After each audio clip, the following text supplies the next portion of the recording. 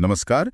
आज हम एक बहुत ही दिलचस्प और कुछ हद तक अनसुलझे अतीत के पन्ने पलट रहे हैं। मोहनजोदड़ो का रहस्यमय अंत। हमारे पास मोहनजोदड़ो की ओझल हुई शान नाम के लेख के कुछ अंश हैं जो इस पर थोड़ी रोशनी डालते हैं। जी। सोचिए जरा, एक शहर जो करीब 4,500 साल पहले इतना ज्यादा उन्नत था, मतलब बेहतरीन सड़कें, पानी निकालने का क्या शानदार इंतजाम था, यहाँ तक कि एक विशाल सार्वजनिक स्नानागार भी।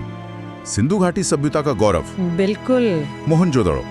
फिर ऐसा क्या हुआ कि ये फलता फूलता शहर अचानक वीरान हो गया?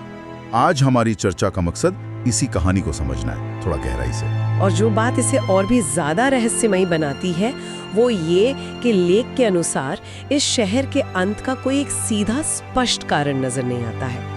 आमतौर पर आप देखें तो शहरों के पतन के पीछे जैसे युद्ध या कोई बड़ी आग, ऐसी घटनाओं के सबूत मिल जाते हैं। हाँ, कुछ निशान तो मिलते ही हैं।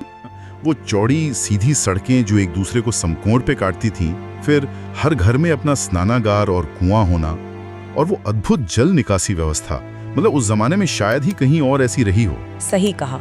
ये सब एक बेहद विकसित सोच और समाज का प्रमाण है, इसमें कोई शक नहीं। पर ये शान, ये वैभव। हाँ, लेकिन लेख यही बताता है कि ये वैभव हमेशा नहीं रहा। इसके अंतिम दिनों का मंजर कुछ और ही था। कोई एकदम पक्का सबूत तो नहीं है कि अंत कैसे हुआ, पर जो बिखरे हुए टुकड़े मिलते हैं ना, वो एक बड़ी उदास सी तस्वीर बनाते हैं। वो विशाल स्नानागार जो कभी शायद सामाजिक जीवन का केंद्र रहा होगा, वो बिल्कुल वीरान हो गया। दीवारों पर धूल जमती गई, जैसे किसी ने बहुत वक्त से उनकी सुध ही न ली हो। एक अजीब सा सन्नाटा। लेकिन ये खालीपन आया क्यों? लेख कुछ अंदाजे लगाता है, कुछ संभावनाएं। हाँ, कुछ संभावनाओं का जिक्र है।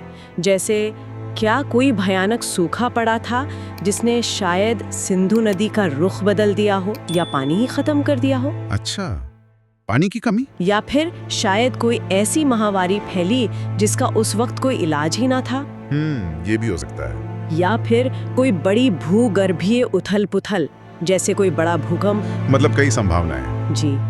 वजह चाहे जो भी रही हो, लेख ये साफ करता है कि जो भी हुआ वो शायद बहुत तेजी से हुआ और बहुत विनाशकारी रहा होगा। तेजी से?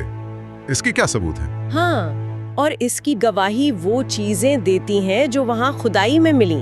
कुछ घरों में बर्तन चूल्हों पर वैसे ही रखे मिले हैं जैसे लोग खाना बनाते बनाते सबको छोड़कर एकदम से भागे हों। सच में? मतलब बिल्कुल वैसे के वैसे? जी हाँ, यही नहीं, कुछ कंकाल भी मिले हैं, और वो ऐसी मुद्राओं में है जो किसी अचानक आई आपदा से बचने की एक नाकाम कोशिश की ओर इशारा करते हैं। ये नजारा तो सच में रोंगटे खड़े कर देता है। ये सोचना ही कितना भयानक है। मतलब ये सिर्फ इमारतों के खंडहर नहीं है। बिल्कुल नहीं, ये दरअसल अधूरी रह गई जिंदगियों के निशानियां हैं। लेख हमें उस मानवीय त्रासदी की कल्पना करने पर मजबूर करता है। सोचिए जरा, उस भगदड़ में, उस अफरा तफरी में क्या हुआ होगा। हाँ। शायद कोई माँ अपने बच्चे से बिछड़ गई होगी, कोई पिता अपनी बेटी का हाथ थामे रखने में शायद नाकाम रहा हो, किसी बूढ़े ने शायद आखिरी बार अपने घर की दहलीज को देखा होगा, और फिर सब खत्म। उफ, जाहिर है सिर्फ उन लोगों या उस शहर तक ही सीमित नहीं रहा होगा। नहीं, बिल्कुल नहीं। ये तो एक पूरी की पूरी संस्कृति, एक सोचने समझने का तरीका, एक विकसित हो रहे समाज की यात्रा पर अचानक लगा एक पूर्ण विराम था। वो साझा सपने जो शायद उन्होंने शांति और समृद्धि के लिए देखे थे, वो सब उन खंडरों में कहीं दफन हो गए। सही कहा आपने। मोहनजोदड़ो के खंडर आज भी हमें उसी खामोश और रहस्यमयी अंत की याद दिलाते हैं। जैसा कि लेख में भी कहा गया है, ये सिर्फ पत्थर नहीं है, ये आंसुओं में डूबी हुई दास्तानें हैं। जब हवा इन खंडरों के बीच से गुजरती है तो कभी कभी ऐसा महसूस होता है मानो वो उन खोए हुई आवाजों को, उन अनकहे दुखों को आज भी फुसफुसा रही हो। इस पूरी चर्चा से एक बात तो साफ लगती है, और शायद लेख का इशारा भी इसी तरफ है कि प्रकृति की शक्ति और समय के बदलाव को कभी नजरअंदाज नहीं करना चाहिए। बिल्कुल। मोहनजोदड़ो हमें यही याद दिलाता है कि कितनी भी बड़ी उपलब्धि क्यों ना हो, कितना भी विकसित समाज क्यों ना बन जाए, अगर हम बदलते वक्त के संकेतों को, प्रकृति की भाषा को नहीं समझते, तो सब कुछ चुपचाप इतिहास बन सकता है। सब कुछ मिट सकता है धीरे धीरे खामोशी से। हाँ, शायद मोहनजोदड़ो का ये मौन पतन, ये खामोश अंत हमारे आज के लिए भी एक चेतावनी है।